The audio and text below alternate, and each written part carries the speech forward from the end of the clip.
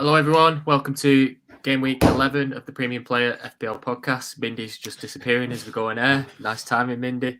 As you all know, Antonio Conte has joined the game this week, which kind of makes the whole FPL exciting again. As most people have kind of drifted towards kind of a template team now with City, Chelsea, a few of the Brentford lads, obviously Liverpool, Alexander and Arnold and Salah. So this kind of announcement kind of throws everything up in the air, doesn't it? So Mr. Mindy himself is very excited about the announcement and see what it brings towards the next game week with international break. And then we all know Spurs' fixtures after that could get very interesting. Another world-class manager in the league, while we still got Ollie at the wheel at United.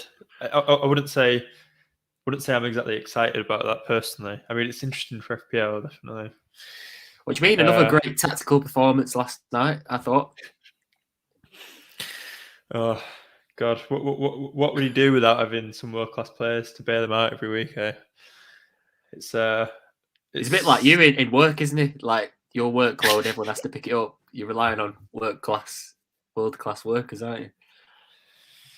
Well, I mean, I'm carrying the podcast this year with my rank. What are you offering? God knows. Actually, it's a good point. Positivity. This template that we have for YouTube with all the handle and stuff on, we should add in our ranks really. Now that I've got a good rank, we should. I think the viewers should be able to see like what our ranks are, what the points were, etc. I think they'll stop tuning in if they saw mine. Maybe I could do like last year's rank and just ignore. Yeah, just instead of current rank, just have best ever OR. But yeah, there's as well as Conte, there's some other stuff that we're going to talk about this week. Mainly Antonio. Fixtures getting harder for West Ham. Is it time for him to go? There's a fixture swing for some other teams, like a nice run starting for Brentford. People looking at Tony. So yeah, we'll have a lot on Antonio, West Ham, as well as looking at what Conte will do for Spurs. Can the bereft looking Kane sort himself out under Conte, and just generally how do teams improve when Conte takes hold? We've got some stuff on that. Admin wise, it's a Wednesday lunchtime, so there's still some Champions League fixtures to go tonight, and it's a Friday deadline this week, so shorter turnaround. Get your teams ready for Friday. Yeah, please like and subscribe on YouTube. If you're a podcast listener, please, if you've got time, go and give our streams a like on YouTube. It helps them the podcast be seen and all that jazz. Anything else, Callum? No, sounds good. We'll get into this week's podcast. So this is the running order this week. We're going to go through the game week that was. It was like a lifetime ago now, doesn't it, that United spanked Spurs with all what's gone on the 3 days that followed. We're going to talk about Antonio. Is he going to be the make weight for the Son, whether you're downgrading and upgrading midfield or straight to Harry Kane, and then leading into Conte and Spurs, and not just Kane and Son, but also the wing backs. It's probably a good job the game only limits you to 5 defenders, because the way it's going this season with another 5 at the back, everyone will be playing about 9 defenders. So yeah, it's going to be interesting to see how that take hold, and then we'll go over premium planning as we always do. Nice, sweet. Let's get into it. Actually, before we get into all that, like you've not you've got a story to tell, haven't you, about your first day at work in FPL? Yeah, so in my interview, I was bigging up my obviously FPL expertise with yourself, sir. So going my first day, I've been bigged up as this FPL legend as it was, and they go, "Oh, what's your current rank this year?" And then the topic of conversation quickly moved on after that. So that was an interesting first day. You'll have to get yourself one of those mugs from like FPL merch or something that has your previous. So whenever someone questions you, you can just take a sip from your mug that has your previous ranks on. Yeah, maybe that is the way. So yeah, it did sound like a bit of an awkward first day. But yeah, it's basically it's just funny lied through the though. whole interview. But yeah. So we'll move on to the game week that was. We'll talk about probably the standout results really. Other than you finally getting Smith Rowe points, probably the first fixture on there is probably the Liverpool Brighton game, which was very interesting. Obviously, City game was on at the same time, so I didn't actually watch it. But a lot of good games wasn't this week at 3 p.m, which is a far cry from last year, where you feel like you were watching every game over the space of about 90 hours. So yeah, Liverpool took 2-0 lead. Brighton come back, and Salah only assists. So perma captain, is it out the window after 1 week? Surely not. Brighton they're just not mugs, are they? Like they're Graham Potter knows what he's doing, and I think like we saw against like in the second half against City the week before, like they're not pushovers even when they're losing by like 2 or 3 goals. They keep playing. So I think it says to say something about Liverpool's defence though, doesn't it? Like there's a bit of confusion with well, not confusion, but like this started off with Matip being the first choice. It looks like Conte is now taken over. So it'd be interesting to see how that plays out. Are they going to keep leaking goals, or is it? Are they going to start getting clean sheets? Because it's always the question, isn't it, with Trent's price? Like if they aren't keeping regular, do you still think that with Trent's attacking returns, he just justifies his price alone with that? Yeah, especially maybe last year or the year before, there's probably an argument. But when you look at Trent's stats this year in terms of attacking threat, probably it's difficult to take him out. I mean, the probably only game you've been punished recently is the last one, isn't there? The one before this. Yeah, game. It's just I've seen people start to wonder though with when you've got players at City and Chelsea who are producing attacking returns and keeping regular clean sheets. That's a bit different, isn't it, to previous seasons? Not like you were saying with the defender slots. You've got Livramento who's keeping clean sheets and getting attacking returns at the moment at 4.3. But yeah, I think Trent's still staying in our teams, I reckon. I mean, all it takes is 1 week, isn't it? Like obviously, seeing James Chilwell the last few weeks, like Trent could do that 1 week easily. Obviously, there was a game against Leicester, wasn't it, 2 years ago, where it was about 28 points he got. So he's always capable of that.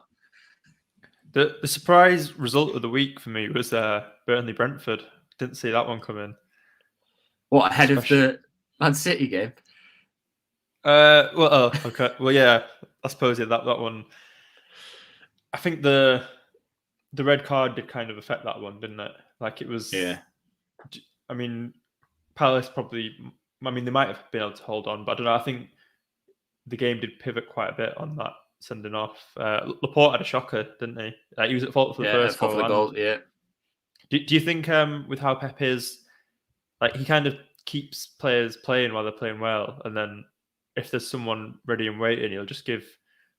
Like Stones when he took his chance last season, and just never looked back. Do you think that'll be what happens again? Yeah, I think if he plays well this weekend in the derby, because obviously Stones is going to be playing the derby with Diaz. I think if City win that game, keep a clean sheet, then I think Stones will be in until he makes a mistake, because that's basically how Stones got in the team last year, didn't he? Like Laporte, I think it was the Tottenham game where City really struggled last year, and then Stones came in after that. Yeah, like you say, never looked back. So yeah, it'll be interesting to see how that derby kind of turns out in terms of going forward, because Stones is only. I don't know what I'm talking about. Like so many attacking fullbacks, you probably wouldn't go there, would you? But he's still a very attractive price. Yeah, and he showed last season he can get a few headers at set pieces. But yeah, the Brentford one, I kind of thought they'd have not an easy, but a comfortable game against Burnley with how they've been set up. But I guess I didn't really factor in how it would impact them losing 2 or 3 of their first 11, like with teams coming up from the Championship. Once some of your established first teamers aren't there. They don't have the same level of quality off the bench like the top half of the table do. So yeah, is it Force who played instead of Mbomo, and the keeper change didn't really help them at the back either. Just generally looked a bit shakier than usual. So something to monitor. I'm not sure what if there's not had their press conference yet this week, but it'll be something to monitor. But yeah, I think that might impact my plans a little bit. Like, would you be double up on Brentford? Some people who are fixtures managers are still looking to double up on Brentford, whereas I don't think I'd be happy with just one. I'd probably pick one of the two now out of Mbomo and Tony. Probably hinders on this game week, doesn't it? Say if they bounce back. Everyone has a poor game. I mean, look at City and Liverpool this week. Yeah. Like, there's no excuse. Everyone has like 1 point. If they come back and win 4-0 against Norwich, Tony and Mbomo at the double, then you kind of say that's the way to go now as well. I think just making that opinion on one game week maybe is a bit too short-sighted, but then when you've only got 11 players and 2 are going on a promoted side, maybe there's probably an argument for both, isn't there? That's the thing. And also it's just, I feel like if you wait until after the international break, you've missed like the plum fixture, which is the Norwich one. So I kind of feel like if you want to maximize what you're going to get, you sort of have to be decisive and go this week. So yeah, but we'll talk about that later on as we get to our transfer plans and premium planning, etc. Any other games or performances or players you want to talk about? Probably Reece James's performance, wasn't it? 2 cracking strikes. The second one, keeper obviously parried it and wasn't in the goal, but it was still a great strike on the volley or half volley. You know what a popular transfer was last week, don't you? Who? Reece James to Chilwell. Right. Yeah, there'll be a lot of people cursing themselves. I think it's an argument to have them both now, just because of how strong your squads are. And I think it's Tuchel after the game, he got asked about his defenders scoring in the past few game weeks, and he actually said they're not defenders, they're midfielders in the way we're playing. So I think that kind of sums up how attacking they are. Yeah, there was a stat going around last week though with Reece James that he's had the most sub appearance. He's had more sub appearances combined, like compared to the rest of the defense put together. Right. So I think there's always that risk that like it's all well and good, Taylor, where you've got Livramento first on your bench, but if Reece James comes on for 5 minutes, that does scupper you a bit there. But then the flip side is, if he's got that potential to score a brace in the weeks where he does start, like you'll be laughing. So yeah, I wouldn't tell anyone not to have both Chilwell and James at the moment. And I think with the way the title's going now, with 3 teams at the top 5 for it, the rotation will be less than usual. I think anyway, and I think Chilwell and James both didn't come on last night, so they're definitely playing this weekend. But I think going forward, I think he'll try and keep a similar team for the Premier League, and they're close to qualification now in the Champions League, aren't they? So yeah, it was interesting last season against Burnley and against teams which have aerial threats, tall players. He tended to play Alonso over Chilwell,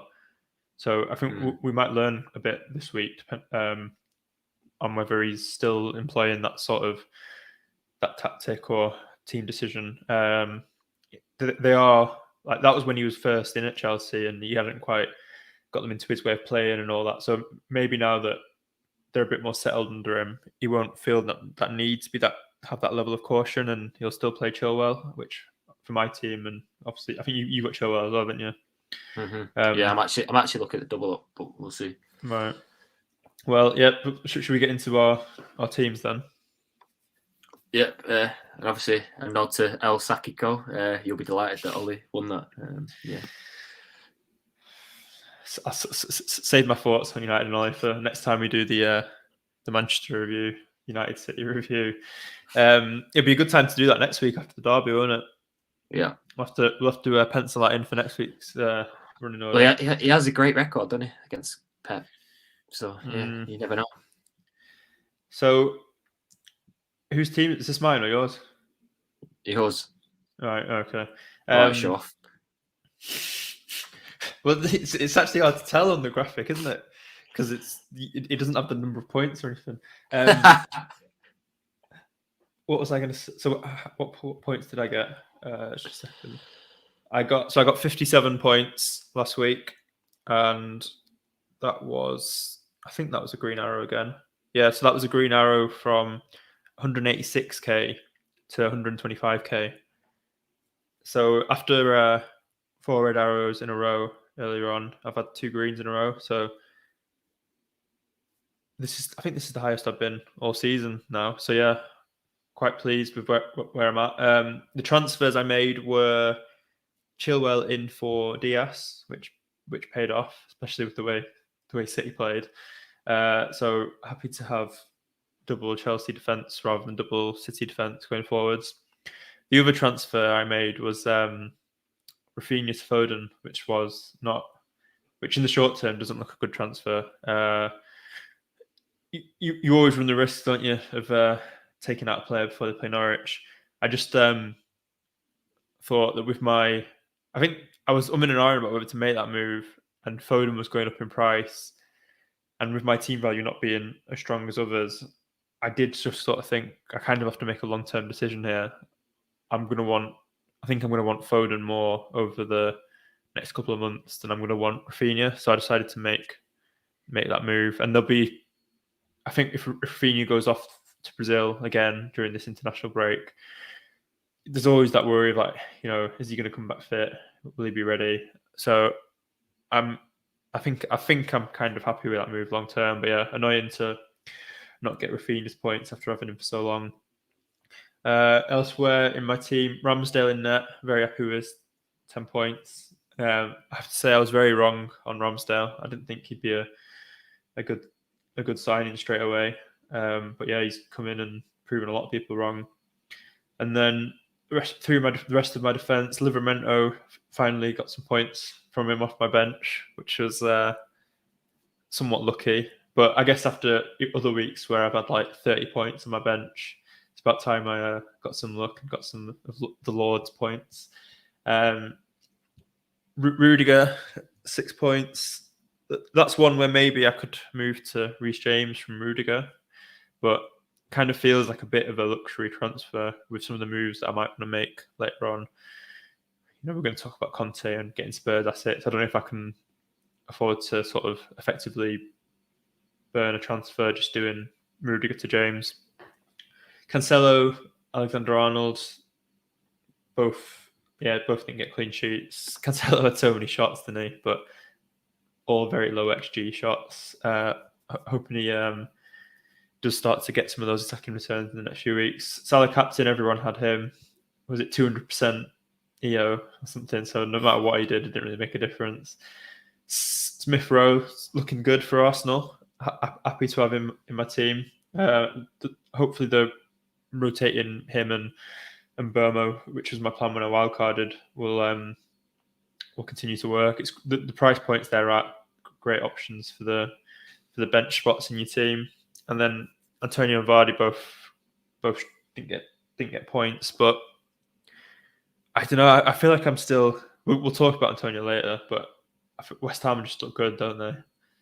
He was unlucky not to get points in that game. I did watch that game. A couple of assists that were very close to being awarded to it. I think he got annoyed when he passed the ball to Lanzini, I think for the 4th goal. And then I think Lanzini passed it on again to Bowen. And Antonio was just looking at him like, that should have been my assist. You should have just shot there. But yeah, and Vardy's one I'm umming and ahhing about now. I think I've got to keep him against Leeds. But yeah, going forward, that could be someone else. So yeah, or maybe go down to someone cheaper, and then I've got money then to move Mount to Son or something like that. But yeah, decent week overall. So it would have been better if I kept Rafinha, but a green arrow, and I'm sort of happy with my team shape going forward, so can't complain. Sweet. I'll move on to mine. I actually got 39 this week, so falling further behind you. I think I'm about 60 points off, which is very upsetting. But nevertheless, got Sanchez in goal, so not quite the lofty heights of 10 Ramsdale points. He only got the one. Cancelo and Diaz. Diaz has been shocking for me. City's defensive numbers haven't ilked clean sheets, have they? So he might be one that moves to Reece James potentially. Chilwell, Alexander-Arnold, who you've got as well. Foden, Salah, captain the same. And Rafinha actually got me out of a bit of trouble, so nice to get points on the Sunday. And then Antonio Vardy, the template forwards, getting 2-2-1, which is, very well received to my team. But yeah, I actually had a West Ham to beat Villa at the weekend, almost 2-1 they were, I couldn't believe it. So yeah, West Ham are a good price to look at going forward. So is that how this works then? So when your team does badly, you bring up your betting successes instead. got to have some joy. So give the listeners all what they want. What's your rank now? Gone down from 1.1 mil to 1.2. So yeah, it's all going great guns over here. Well, I mean, if you need to look to anyone for inspiration, you should look at where I came back from last season after my horrendous start. Well, it'd be interesting to see if you got the same character and fortitude that I have to come back. You mean the luck? Well, the past few weeks, it's literally been one play between me and you. Obviously, Smith Rowe and Ramsdale this week. But yeah, it's a draw. The luck of the coin, isn't it? So yeah, but we'll save what we're thinking about for transfers and all that to the end. So are we going into Antonio now? Yeah, so far West Ham's Antonio. Yeah, nice segue into from us both having him and looking at his fixtures. Obviously, got Liverpool and City in the next 3, Chelsea in the next 5, Arsenal in the next 7, and then from there, 18 to 22, West Ham actually have a great run of fixtures. So that's when you probably want to look to get either Benrahma or Bowen back, probably, or Kufal maybe. But yeah, in the short term, I could see a lot of people kind of either downgrading him and getting on or moving straight to Kane. But I just think watching the game at the weekend, like yourself, and the past few weeks, despite not getting the returns, I know he got a goal, was it last week? So he's not as if he's blanked a lot of weeks in a row, but he's not got a big haul for a while now, has he? Well, I just think the way West Ham are looking, and he's only getting Premier League games. He's not playing cup. He didn't play at City in the cup. He's not played a minute in the Europa League, I don't think yet. Even other than the Premier League that he was banned for. So he's very much still being kept for the Premier League, isn't he? And West Ham still look great under David Moyes. So I'm actually looking at keeping him and selling Vardy. Maybe if you've don't have Vardy and you've got Antonio Jimenez and someone else, that might be more of a pressing issue. But I think if you've got Vardy, I think Vardy's probably more of a make weight than Antonio for me at the moment. I think he still looks great despite the fixture run. So yeah, you're Antonio in. Antonio in. Yeah, I think it's similar for me, to be honest. I think he's a player on his own. Like even when West Ham weren't great in the past, he's shown that he can score against some of these bigger teams. And now that West Ham are like a decent unit, playing well, like they look to have a pattern of play to how they're playing. Bowen, Benrahma, and Fornell's all sort of linking up well in most of their attacks. It's been interesting seeing Bowen in the points the past few weeks. It kind of looks a bit like the dynamic we've seen at other teams where the strikers kind of get involved in a lot of the build-up and laying on balls and balls through for the on-rushing runners from deep. But I think we can rely on. I think we can still rely on Antonio to be in the points in the future when West Ham score. His I can't remember off the top of my head, but his goal involvement for West Ham is still high this season. So yeah, I think these fixtures, they're not great, obviously, but I think the games in between, like the big teams, obviously Wolves, Brighton, and Burnley, they're still good fixtures on paper, aren't they? So maybe it's a case of if you've got a really strong squad, which more people do at the moment, because obviously the lack of the premium strikers delivering. Maybe it is a case of benching him against Liverpool, City, and Chelsea if you need to, and bring either Livramento or someone else you've got in. I think that's probably a better way to do it if you're not keen on in them big fixtures. I mean, he scored against City last season. I think for me, I probably wouldn't. I wouldn't look to bench him. I think we've seen Liverpool just concede two to Brighton, and they had Trossard up front leading the line. And we talked about City before. Despite their defensive numbers are not really keeping, it's not translating to clean sheets at the moment. So yeah, I think I think if you keep him, you just keep playing him. The only thing that could change things is if he gets his inevitable injury at some point. But as you say, Moyes looks to be managing him quite well. I think if West Ham weren't playing so well and didn't have such a vibe about them, like I don't know, did you see Declan Rice's Instagram after the win against Villa? Like No. He's put himself top of my list of footballers I'd like to go on a night out with. Like for a long while, it's been like Thomas Muller's been there for about 10 years on that list. Just he seems like a madman. Watching the clips of him at the Bavarian at Oktoberfest, rampaging around the Bavarian beer halls. But Declan Rice was like he was doing a song in French. Zuma was playing a song, and Declan had learned the words and was just like doing this dance and like completely vibing out to this French banger. So he just looks like he's having the time of his life. So I think the players have generally just been speaking about how much fun they're having at the moment at West Ham. Like you saw with what's the lad playing right back for them called? He's filling in. Sorry, Ben Johnson. Yeah, the celebration. He did that sort of banger celebration for his goal, like, hands in the air, and all the players got involved. Like I think it shows that they're just having. They're all enjoying the football at the moment. So I think if West Ham weren't in that mode, I'd be maybe looking at getting rid of Antonio. But yeah, I'm planning to keep.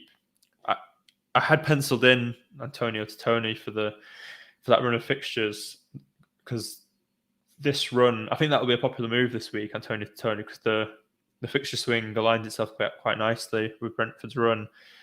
But given that I've already got a Brentford attacking player, as I was saying before, I'm happy to go in with one and keep Antonio. Yeah, cool. So we're both Antonio in. The next topic on the agenda is obviously the arrival of Mr. Antonio Conte. I worked with a Spurs fan at City. He was very, very excited.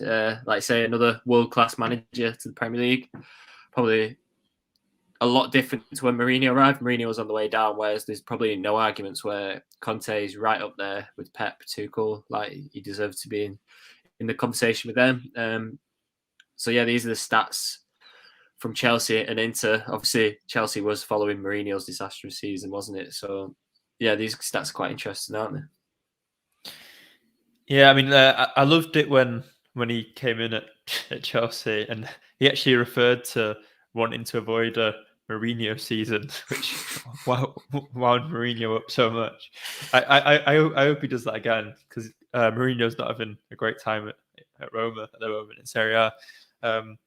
But yeah, so this graphic we've got up for the people listening on the podcast, it's just a couple of graphs showing the percentage difference in goals, games won, points per game, and possession once Conte came in at Chelsea and Inter. So the stats at Chelsea are a bit skewed by how awful Mourinho's season was the year before, but number of goals went up 44%. Games won, the percentage increase was 150%. Points per game increase was 86%. Possession, interestingly, was -2%. At Inter, goals was 42% increase, games won 20%, points per game increase 19%. So I think, that the Chelsea one's a bit of an outlier, probably. I think you're probably more looking at what he did at Inter, like that sort of, like if he achieves that level of performance increase, you'd say he's done really well. I think that season at Inter, I think they finished 10th the season before that. So he came in and really shook things up. And then the season after that, they obviously won the Scudetto. I think on a lot of the other podcasts this week, they've gone into, how he sets up. So the Son Kane partnership, will that be akin to Lautaro Martinez and Lukaku last season? Because I think Lautaro Martinez got 17 goals in the league, which that immediately sprung out to me, because you'd think if he goes for a similar style of play that he had at Inter last season, then Son will be in that Lautaro Martinez role. So if he racks up like a similar number of goals, playing a bit further forward, and keeps up some decent assist numbers, given that we're going to be captaining Salah more, I sort of think my initial thoughts are to plan to get Son in. What about you? It's an interesting one, isn't it? It's probably an argument for both. Obviously, Kane's form this season hasn't been great, but there's probably a reason that Conte took the job now and not in the summer, and one of them is probably that Kane's kind of promised that he'll stay if Conte comes. So you never know. You've seen players in the past that Conte has kind of got their arm around. I know Lukaku to an extent, like the development he had, not necessarily that he wanted to leave the club, but like the development in terms of his numbers in front of goal. So we all know that Kane historically is one of the best FPL assets. So you can kind of get Kane back up to what he was. There's probably an argument between both of them, but yeah, like you say, if it is a front two and Son's not playing wing or behind the front two, which I can't see. It's going to be interesting. I'll probably wait and see what happens in the Everton game. Actually watch that game in detail and more positioning of players rather than how well they play. And probably make a judgment from there. The wing backs very interesting as well. Reguilon, Emerson Royal, who he actually wanted Emerson, didn't he, before Inter signed Hakimi? So he's a player that he's very keen on. Right. Did we have some stuff on the wing backs? Yeah. So this is just a thread that I pulled out from John Doe FPL. So this is a great thread from him, and he kind of goes into detail his Inter Milan team of the past, the 2 seasons that he was there. And this was the team from the first year. Obviously, Biraghi and Candreva, the fullbacks, they kind of moved on, but Lukaku and Martinez were the mainstays of that team throughout his 2-year tenure. The same probably Kane and Son if he keeps them two going. And this is the first year with the backup fullbacks as well, Ashley Young and D'Ambrosio. 2 goals, 6 assists for Biraghi. Candreva, 5 goals and 8 assists, which is unbelievable for a fullback. That's kind of Trent numbers, really. Young, 4 goals, 4 assists. And D'Ambrosio, 4 goals, no assists. So they're some big numbers, aren't they, in the first year? They actually improve in the second year for the wing backs. Yeah, I've just remembered how mad it was at the time when he signed Ashley Young, because he wasn't having a great time at United at the time, but yeah, worked out. So this is the second year, first year again, but this is the strikers, Martinez and Lukaku. 44 goals and assists between them in the league. So Martinez 14 goals, 5 assists, Lukaku 23 goals, 2 assists. So that's 77 goal contributions between the wing backs and forwards, which is pretty damn good, as it says there from John Doe. And then the second year, the spine of the team is quite similar. Obviously, Eriksen's in there, but then the fullbacks are the difference here. Perisic playing left wing back and Hakimi right wing back. He's moved on to PSG now, so what a great fullback he was. It's whether Emerson and Reguilon can kind of deliver similar numbers to what these two offered. which was they combined for 38 goals and assists. So Hakimi there, 7 goals, 10 assists, which is even better than the season prior. Perisic, 4 goals, 5 assists. Young, 1 goal, 4 assists. And then Darmian, who arrived for United, backup fullback, 3 goals, 4 assists. So these are great numbers. Again, Martinez and Lukaku, they 61 goals and assists between them. So 17 goals, 10 assists for Martinez. 24 goals, 10 assists. So that's 99 goals between the wing backs and forwards, which is pretty nuts, isn't it? Yeah, so I think that was the number I was talking about for Martinez. So if Son plays the Lautaro Martinez role, I think personally he would be the better FPL asset.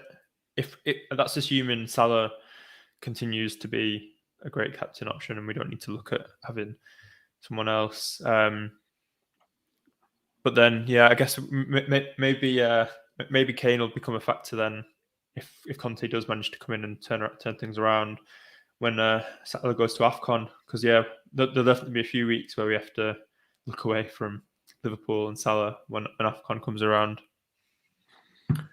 Yeah, and I was trying to find what the Spurs team would look like. I think the probably contentious issues here will it be Davis or Sanchez, and will it be Dele or Ndombele? I actually think it would probably be Ndombele, but we'll see how that develops. But yeah, you can see, I think it came out this morning that Conte's first thing that he did was play a match between 2 11s, and they both played 3-5-2. Whether that's true or not, that came from the Athletic this morning, which I just found quite interesting. So yeah, it is looking like that he will play his favourite formation.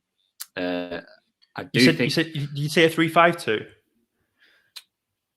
Would you call it a 3-5-2? What he's playing, or I think when because that thing from the Athletic said 3-5-2, didn't it? But this graphic you've got up now is like a 3-4. It's almost like a 3-4-3, isn't it, or a 3-4-1-2? Yeah. I suppose you can probably. I mean, I think he has done both of those. Right. But is it a 3? Yeah, it's confusing. But I think with these managers, they prefer, like, if you ask Tuchel what he's playing, it's a 3-5-2, isn't it? It's not 5-3-2, and you can kind of go along with that. And I think if these fullbacks kind of get near the numbers, I've not seen much of Royal this season. I've not been too impressed, but maybe that's just because Nuno's kind of not making the most of him. But whether Royal and Reguilon can match Hakimi and Perisic, which is no easy feat, will be a question. But yeah, I actually think probably 9 of these players are probably nailed, aren't they? It's Dele and Davis for me, probably. Is it Sanchez or Ndombele that will play the first game? Yeah, and at Chelsea when he first came in, he did try sticking with a 4 at the back thing at first, and then eventually, I think it was after like it's the first lost. It was the first 3 games, wasn't it? They didn't do too great, and he actually switched at half-time, I think, off memory, in one of them games, and they turned it around in that game, and they took to it instantly. So yeah, I mean, it'd be interesting to see whether he goes with this 5 at the back thing from, or whatever, 3-5-2 or 5-3-2, whatever it is, from the start, because he's not had a pre-season with them like he's had at his other clubs, or whether he makes changes gradually. So yeah, I think some people will be moving to Son or Kane straight away this week, but I'm in your camp of waiting to see how it plays out. I also just think this week, the week before an international break, if you don't really have anything major to do, it's a great week to save a transfer. We saw what chaos there was in the international break last time round. So yeah, I think it's a wait and watch for me personally. And yeah, one of the other moves I was considering was Tony in for Antonio, but happy to keep Antonio. And the only other thing that would really improve my team personally would be Reece James in. But again, it feels a bit. I think I'd rather just have those 2 frees over the international break. What are your obviously you're the man of the -8 this year.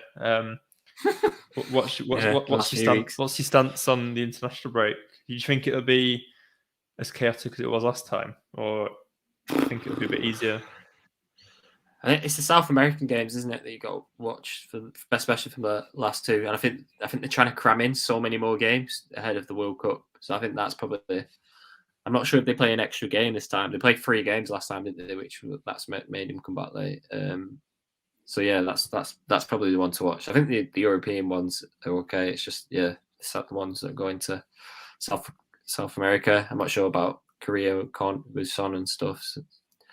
So yeah, it'd be interesting. On this Son versus Kane thing, like the last thing I'd add on that is just I feel like there's less to do for Son to get back into form because his energy, like his body language, and like he's sort of had more impressive performances than Kane has in the league anyway for Spurs this season already. Whereas for Kane, one, you're relying on Conte coming in and having an immediate impact, and 2, you need Kane to suddenly snap out of it as well.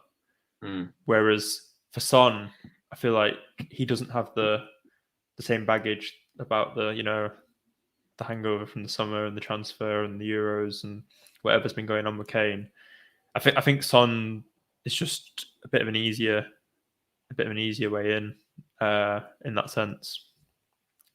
But yeah, it's team dependent. One of the arguments for Kane that works is that if you get the structure of your team right to get Kane in, you're then well set to do the Kane to Ronaldo move. But that brings us on to should we go into the premium planning? Yeah, so ordered by difficulty next 5, and yeah, I don't think it's any coincidence that Levy's rushed to get Conte in now. Obviously, the Everton game at the weekend, which is labelled as a difficult fixture here, but anyone who's watched Everton the last few games, especially Monday night first half, they were absolutely woeful. So that I don't think it's almost as if they've got 5 green fixtures as it is the next 5, which is interesting. It's going to be whether do you actually get Sam and Kane this week and kind of get ahead of the curve a bit, and then the other teams that stand out, Newcastle are obviously looking out for another manager as well. So those two are going to maybe get a new manager bounce. Obviously Brentford, Norwich, Newcastle next. So funnily enough, all the top teams, Chelsea, Liverpool, and City, in the bottom 10. So yeah, maybe people are moving to different teams for their transfers, which will be interesting. Is your captain this week set on Salah? Yeah, I think so. I think if Vardy had scored past couple, it would have made it a bit more interesting. But 2 blanks, you're probably not going to go there. You're more worried if he's going to play rather than actually scoring. Probably is Salah this week. Obviously, the Manchester derby. Ronaldo coming off the back of 2 great games now, isn't it? Do you go there? Probably not. Are you set on Salah? Yeah, I just thought, just before we forget, because it's quite easy to get in the mindset of not worrying about the captain, isn't it, at the moment? Although West Ham are solid, we've been bigging them up for after the podcast. They do still concede goals, and Salah's just in that sort of beast mode. So yeah, happy to leave it on Salah. Looking at the fixture swings, would you, if you didn't have any Brentford players, do you actually have any Brentford players? Yeah, Ivan Toney for his 2 blanks. Oh yeah, of course. What would you? I guess we're not sure yet at the moment if Mboma was fit for this week or not. He was on the bench this weekend, so maybe he'll be back. But do you kind of touched on it at the start? But would you, if you didn't have Ivan Toney, would you still get him in?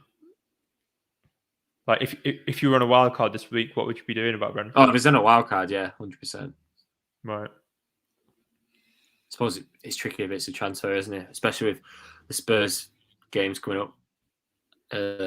I'm probably tempted to do Diaz to James this week. No hits this week. You'll be sad to find out. But yeah, that's probably looking at. I just think those 2 Chelsea fullbacks do look great at the moment, and obviously Burnley is a great fixture at home. Nice. Yeah, does sound like a good transfer. I think, yeah, he didn't play last night, so he just looked set for another start. And yeah, I'll just have to hope Chilwell outscores. Well, but you've got Chilwell as well. Yeah, I don't know. It's all right. Diaz will get a hat trick. That'll smoke. Hopefully, one of those Rudiger specials from outside the box finally comes off. He had another 2 shots from outside the box at the weekend. He loves it, Rudiger. Have we got before we end? Have we got that thing on United's run coming up? Nope. I might just be able to quickly send you the link. We'll have to try and fill this dead air while I quickly get it. What's your bench order this week? What are you doing with Livramento? So I'm actually playing Livramento this week. My bench is looking like I'm tempted to bench Antonio this week. Actually, it's whether it be Antonio or Livramento. But the other two, Ben Rama, Basuma. It's just that last spot. Yeah, I'm in a trick. You've got your all your WhatsApp chats up for everyone to see. you got your DMs on display. Got nothing to hide, mate. So yeah, for the we do like to look ahead, and helps. It's good for fixture planning to just look ahead quite a bit sometimes. So I mentioned before about one of the pros of getting Kane in being that you're well set then to do the Kane to Ronaldo move, and you can see here that United's fixtures. Are they the fixtures for United? Yeah, after the City game. Right, from after the City game, yeah. So basically, from Gameweek 15, United's run is Crystal Palace, Norwich, Brentford, Brighton, Newcastle, Burnley, Wolves. I mean, no matter if Ollie's there or not, you do have to have a think about getting a United player in for that run, don't you? Mm-hmm. Yeah. So that's another thing to think about with team planning. I think that's when I was looking at that, it kind of made me solidify in my mind. I'm definitely going to save a transfer this week because getting Son in and then getting trying to then have a plan for Ronaldo in a few weeks. Going to need those. It's the premium debates back, isn't it? Son, Ronaldo, Salah. You'll have to do another drunk wildcard and get them all in. Okay, no, yeah. But yeah, so one of the other interesting things there is just so the Twitter account's credit here is FPL Hints, is it? Mm-hmm. Yeah. So for the podcast listeners, like it's just as well as having United's fixtures up, it just kind of shows some of the other goal records that Ronaldo's trying to hit, and if you know Ronaldo, he loves smashing a record. He's like those individual milestones are kind of what drives him. So six goals away from 800 all-time career goals, 18 goals away from 500 league goals, and then he's 32 off the Puskas all-time league tally.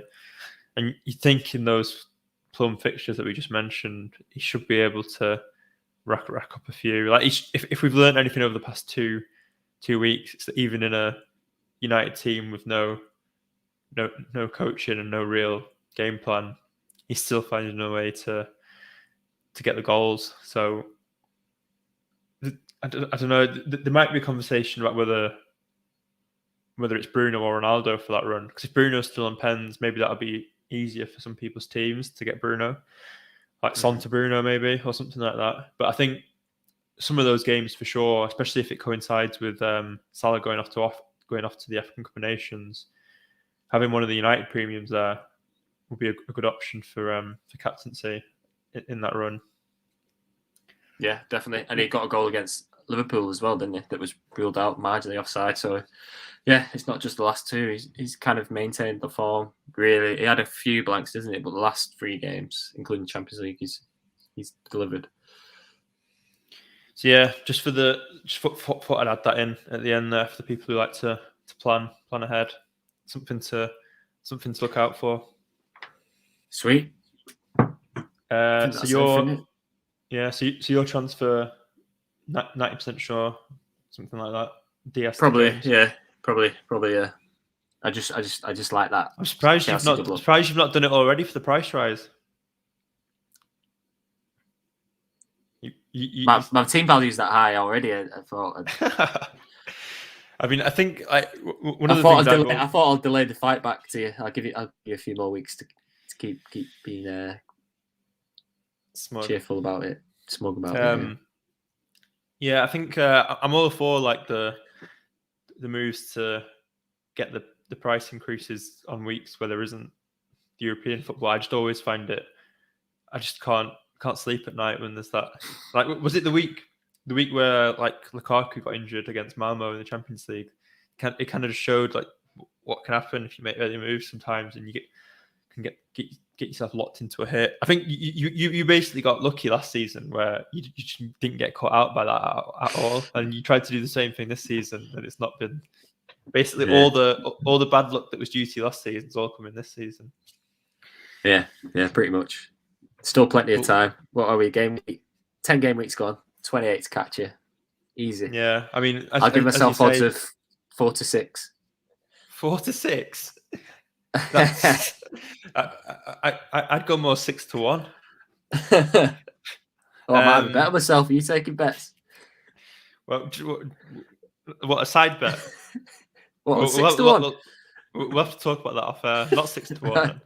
All right. What? All right. Okay. 6 to 4. And we're going to be confusing everyone with the fractions there. Yeah, we should do something like that, maybe, like a little thing to keep tally on each week over the podcast. We'll have to discuss that for next week. Right. But yeah, don't forget the Friday deadline, people, and yeah, good luck with your transfers. Don't forget don't if you've got nothing to do, try and save your transfer. The international break will cause chaos as it always does. So having 2 frees over that for injuries and stuff is always wise. So that's my we've not had a Mindy's top tip in ages. I think that was the first ever time I wheeled it out last season. Mindy's top tip: save your free transfers over the international break. The difference is last year you were doing it at 2 million. Now you're doing it at 110k. So maybe it has a bit of weight this time. Yeah. Well, on that bombshell. Catch you all later. See you next week.